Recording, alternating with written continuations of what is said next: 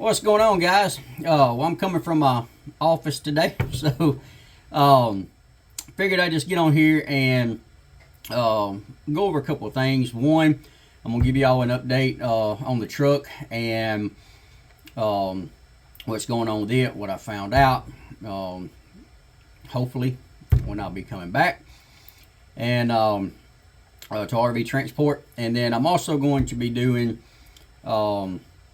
well, I'm fixing to start doing, probably coming out either once a week, or maybe twice a week, I don't know. But I've been thinking of different topics to go over as far as RV transport goes. Looking at the things from like past videos, some of my reviews and everything like that.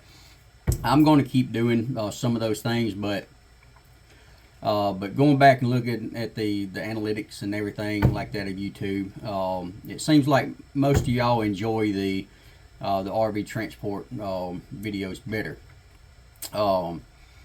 If that's the case, let me know. If not, let me know. If y'all would like to see something different, let me know. Because guys, I'm doing these videos for y'all. So so if there's any particular topic you would like for me to discuss, then, and guys, I may not know the answer, but I will do my best to find out. And if I can't find out, then I will give you my opinion of that. So, but I'll go ahead and go tell you some of the, I've got about 16 or 17 of them over the time that I'll be coming out.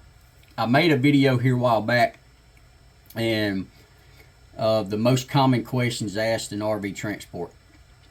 Granted, that video was about an hour long. I know most of y'all don't like to sit there and watch me ramble for an hour. Be honest with you, I probably wouldn't either. So, and then some of these are probably going to be updated videos from like whenever I made videos when I first got started. Because honestly, guys, I went back and I watched some of those videos, and I don't know, guys. I probably wouldn't go back and watch it again. So, but I mean, that was whenever I first got started. I was nervous, didn't know what I was doing, just didn't like being on camera, and sometimes, guys, it's still a little nerve-wracking, but I'm getting better.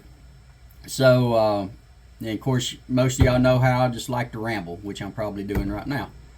But some of these videos are going to be updated videos from my old ones, and I'm going to try to make them better.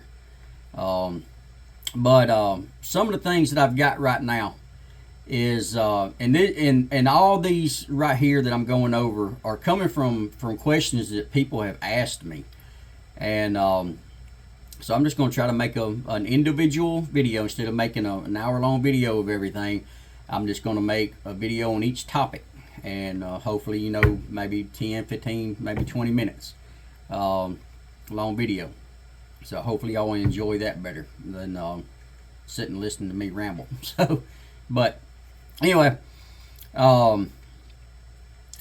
best truck for RV transport. Idling your truck at night. I've had a lot of controversy about that. Should you idle? Should you not? Don't know. Y'all stick around and find out. Best company for RV transport.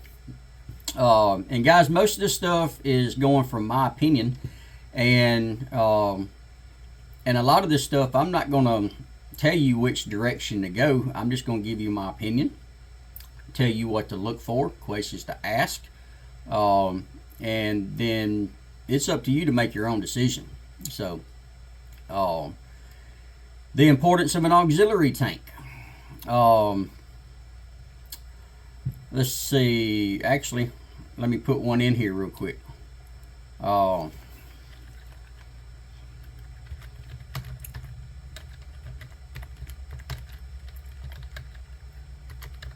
bear with me.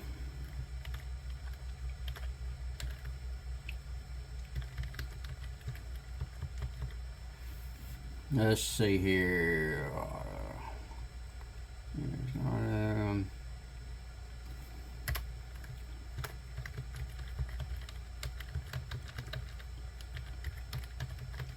All right.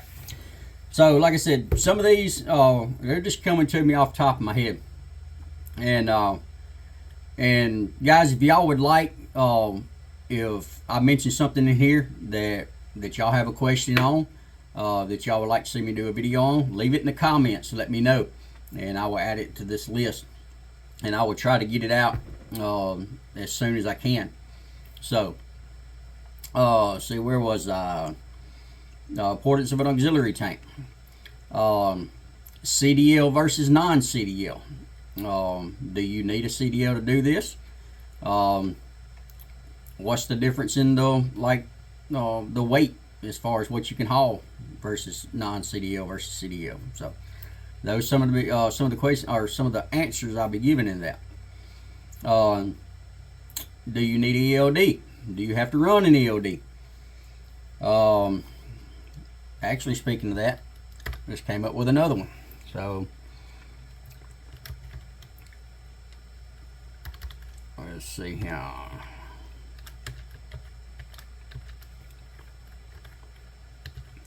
All right. See, questions to ask your recruiter. Cost to get started. Can you sleep in your truck? RV transport requirements. How I got started in RV transport. Let's see. Fuel discounts. That's going to be a big one, guys. Jumping ship. And what I mean by jumping ship is, it still happens, but you know, back in 2022, whenever there was a lot of loads out there, and you know, a company be paying this much, then say the company you will be paying this much, another company be paying, you know, maybe this much. So I mean, somebody would jump ship because a company over here is paying a penny or 2 cents more per mile. Then they get over there, then they end up dropping their rates, or either they ain't got no freight, and then what do they want to do? They want to jump ship, come back to another company, or come back to the company they just left. And guys, that is also going to be a topic in the fuel discount part, because y'all have heard me put those two and two together a lot. So I'm going to go over the about jumping ship. So old versus new, as far as your truck goes. I've had a lot of controversy on that, as far as my truck being broke down. Should I go get another truck, a newer truck, a new truck, or should I just keep my old one? I'll be making a video on that, and why I choose to do what I do, and why I think it's important to do whichever one I decide, or I do the video on. So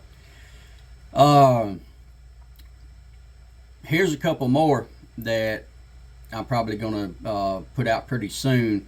And guys, these, whenever I'm sitting here reading these, whenever I put these videos out, they're not going to be in no particular order. So guys, you know, you got winter coming up. So certain states require chain laws. So I'm going to be going over what states require chain laws. Do you need chains? All that stuff. So me personally, I don't really run. Me personally, I don't run chains. So I don't even keep chains in my truck. So if it comes to the point where I need chains, I ain't got no business being on the road.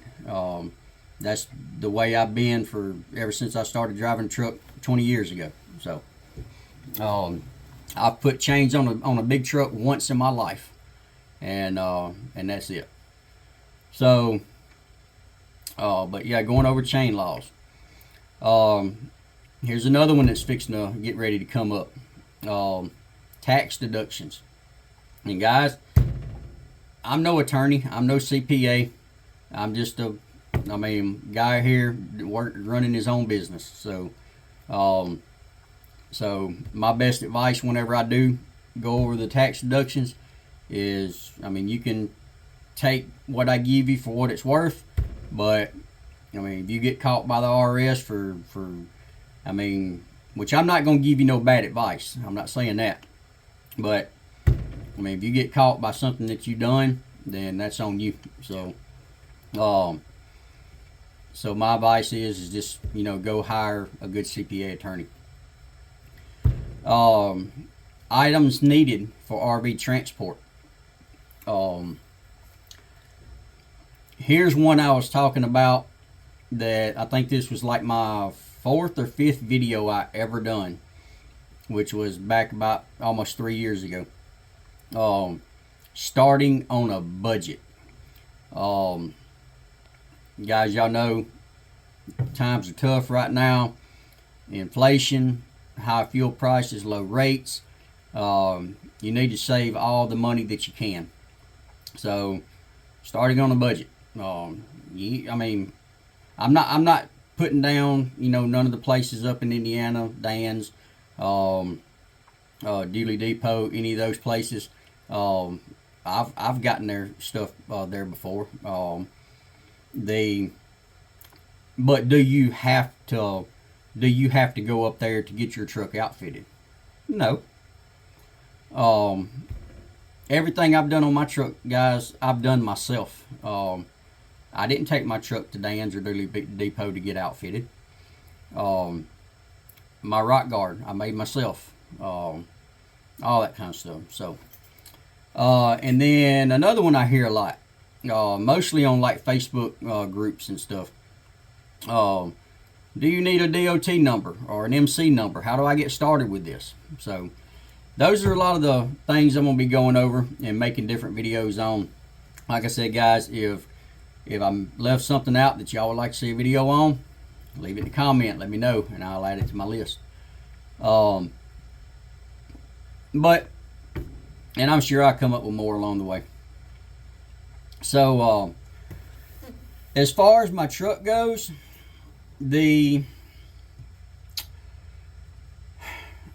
that's sort of a touchy subject. Most of you guys know I broke down on July 15th in Hammond, Louisiana. My CP4 pump came apart and basically exploded, shot metal through the whole system. So I got to replace everything. Injectors, injector lines, everything. And then I'm also going to let you know here in just a minute what I found out about my truck, because most of y'all know I'm the second owner of my truck, and most of y'all know I bought it. It had about a little over 6 years ago. It's 2012 Chevy Silverado 3500 XD dually, 6.6 Duramax, LML Duramax, Allison 1 or 1000 6-speed transmission. It's a lot to say. But then whenever I bought it, it had 191,000 on it. The guy I bought it from, he bought it new. He used it to pull his horse trailer around to shows and rodeos and stuff like that. And y'all probably remember me saying that like at 110,000 miles or so that it something happened to it. I couldn't remember what he said it was.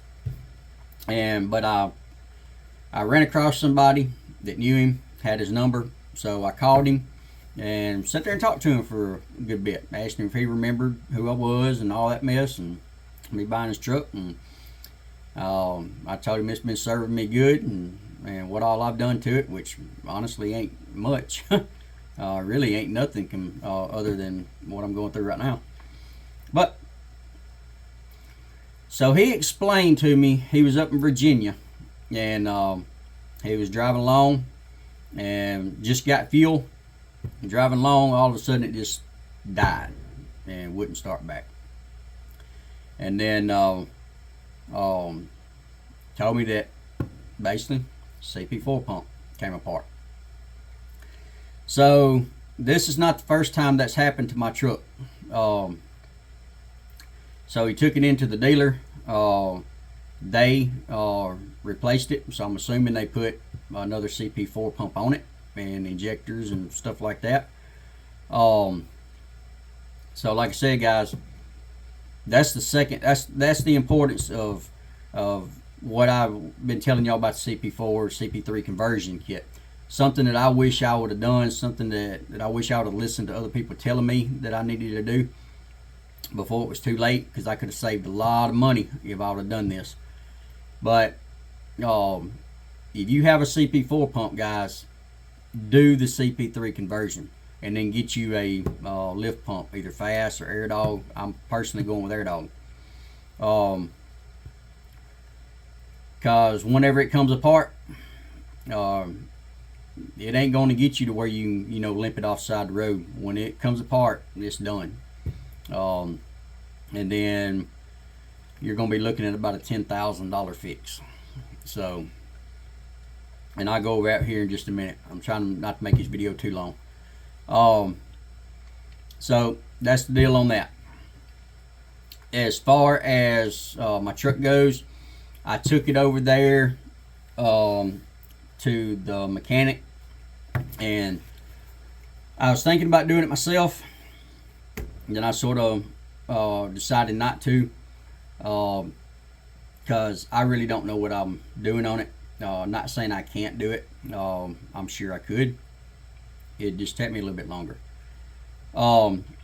But being he could get the parts cheaper than what I could, guys, it was only going to cost like maybe $1,000 or more, $1,500 more for him to do it, rather than me buy the parts on my own and do it.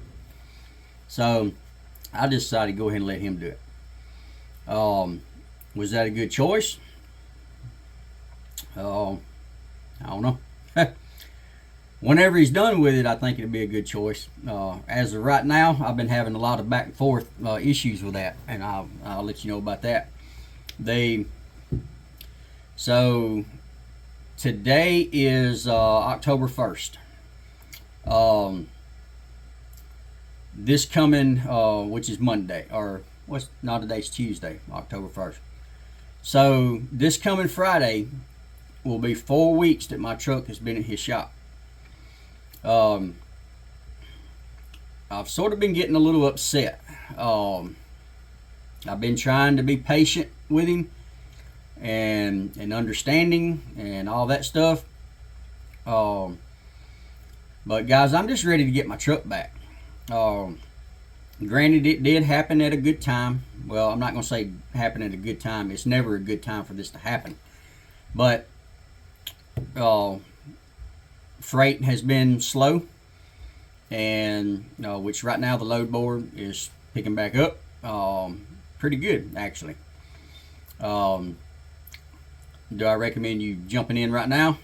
Nope. I'd probably give it a couple more weeks, and just make sure that the loads are going to stay up. But they're starting to pick back up. So of course, rates are low. Rates are ridiculous. So anyway, but regardless of whether or not there's any freight or not, I'm just ready to get my truck back. I want my truck back. So whenever I first took it to him, this is what he said. And some of this, guys, could just be me, and probably is me, maybe taking it the wrong way, maybe misunderstanding or whatever. I don't know. But still, whenever I first took it over there, he told me that that whenever I got it to him, which I think it was the 6th of September is whenever I took it to him, on a Friday, he told me that he would get to it about the middle of the next week. So I'm assuming Wednesday. And then he said it'd take about 3 days to get it fixed. If nobody else, came in, because he has contracts with like 2 or 3 different people and or different companies. And so if if they brought one of their trucks in, then it comes first. So he'd have to pull mine out, jump on theirs, get theirs fixed, then he could start back on mine. I told him that's completely understandable. And so the end of that week, the end of that next week, the end of the week he was supposed to start on it, went back over there. Truck's still sitting in the same spot, hadn't started on it. So I asked him what's going on, and he said, waiting on parts. So I said, okay. And I could sort of understand that. Because parts are hard to come across. Y'all know the issue I ran across with getting that fuel tank I bought. So the next week came along. Still waiting on parts. I drove by there. Truck still sitting in the same spot, and that's what he said, still waiting on parts. So I asked him, I said, is there any way you can track them? And he told me not really, and which is sort of true, because whenever I bought my fuel tank, there was no way for me to track it unless I actually called in to the place I bought it from. So let's see. He said that he knows that they did ship. That's what he told me that. So I said, okay, that's good. So that was, I think, at the beginning of last week. Well, towards the end of last week, I drove by there. Truck still sitting in the same spot.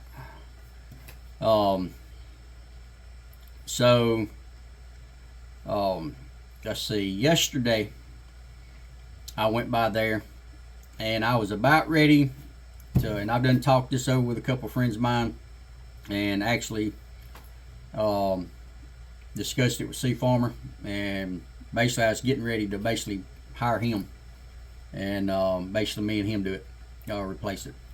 So I went over there yesterday morning, shop locked up, nobody there. So I came back that evening, yesterday evening, and he was there, and I was about ready to come out and tell him that, basically ask him, hey, have you heard anything about the parts? Is there any way you can call and check to see when they're going to be here? And basically tell him that if the parts have not come in by Friday, then I'm coming to get my truck. Because also yesterday, I called Thoroughbred Diesel and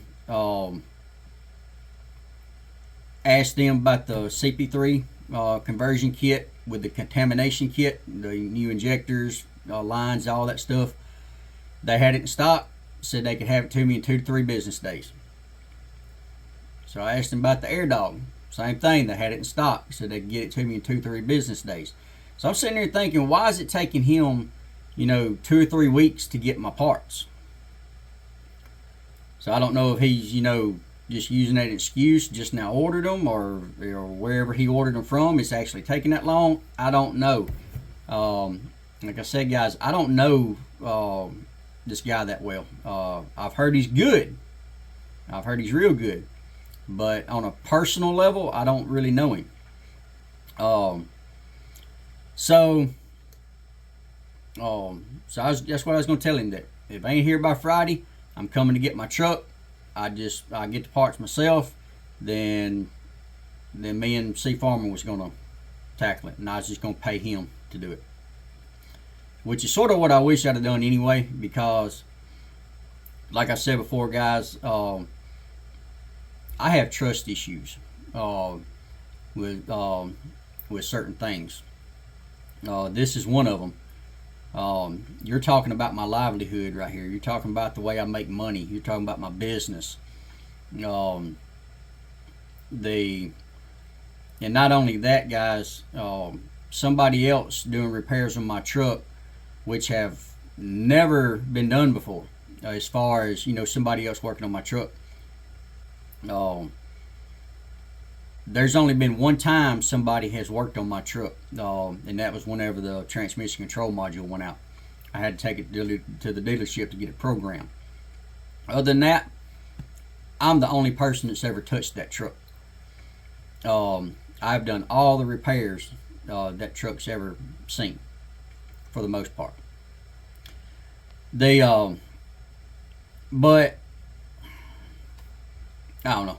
But anyway, before I was able to tell him that, he said, "I got some good news." He said, your parts are supposed to be here Wednesday, which is tomorrow.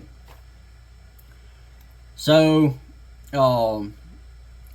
his parts normally come in about 4:30 in the afternoon. So Thursday, I'm probably not going to stop. I don't know, but I'm at least going to drive by there and see if the truck's still sitting in the same spot, because he's got one truck he was bringing in to pull the cab and to replace the motor. He said, time the parts get here, he should be done with that, and then my truck will be next, as long as one of his contracts didn't come in. So so if that's the case, nothing else comes in to him, and they takes him 2 to 3 days or about 3 days to fix. Hopefully, fingers crossed, and I'm praying that hopefully my truck will be ready by Monday, maybe Tuesday, middle of next week at the latest, I hope. So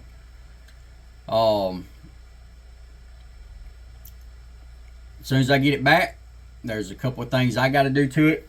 Got to put some stuff back in it, get ready to go back out, and then I don't know if I'm gonna head right back up towards the end of the week. Of course, I would have to be up there by Friday, or if I'm just gonna wait till the following week, make sure everything's good, test drive it around here or whatever, and so freaking little gnat. But anyway,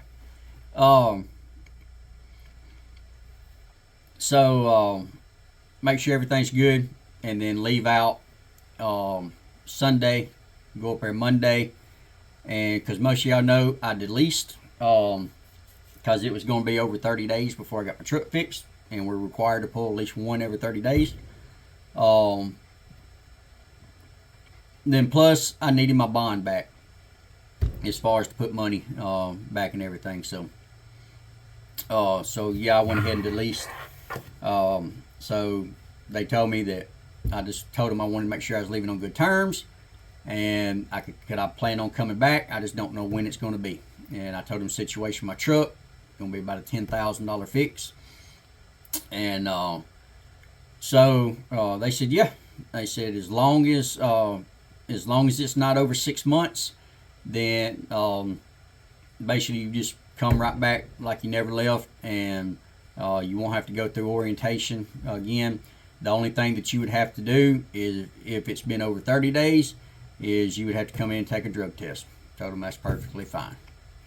So, because I ain't got no trouble passing no drug test.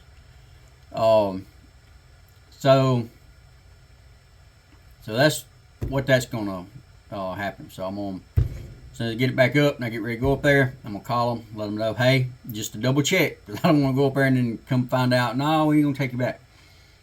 So, which I don't think that's gonna be the case, but I'm gonna call them, let them know, hey, I'm ready to come back, truck's fixed, and all that good mess. And then, of course, I'd have to be up there during the week in order to take my drug test. Then that should come back pretty quick, probably about half the day. Now CDL part of the drug test probably take about 3 days, so I'd have to pull a non-CDL load.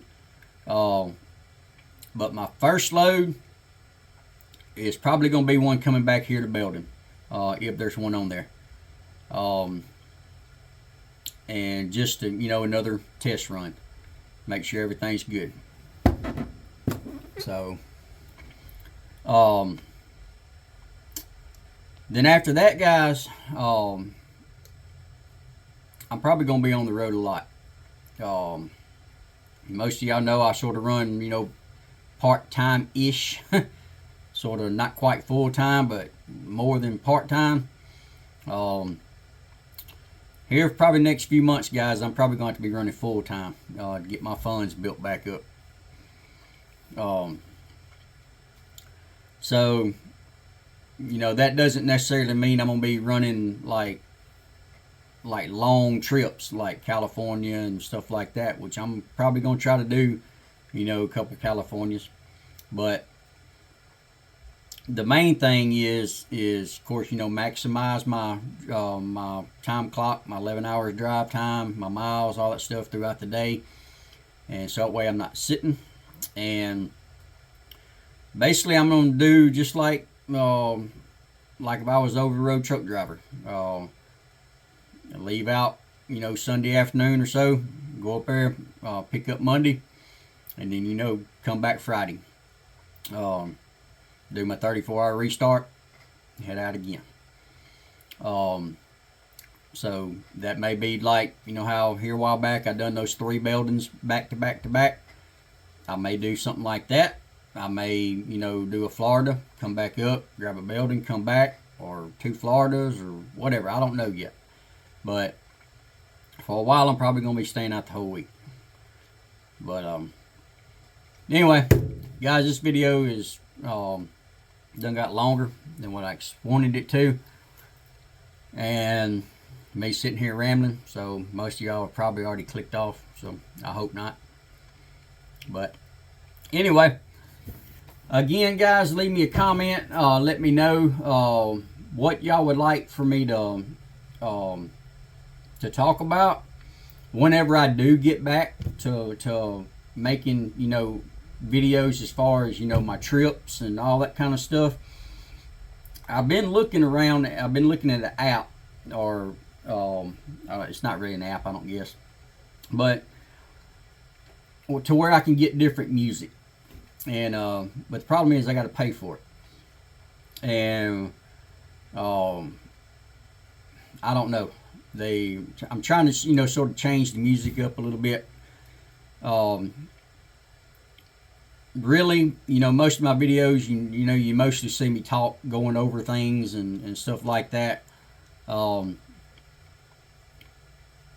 Whenever I'm out here driving, you know, would y'all like to see less of me talking and maybe just turn the camera on and, you know, maybe speed it up just a little bit, have some music playing in the background, just let y'all see the scenery and stuff like that, or where I'm going? Or would y'all like to see me talking about more stuff, hooking up to campers, all that kind of stuff? Let me know if that's something y'all be interested in. Is just, you know, less of me talking and more of just seeing things out there. So if y'all do, then I might go ahead and purchase that program and have some more different music and stuff to pick from.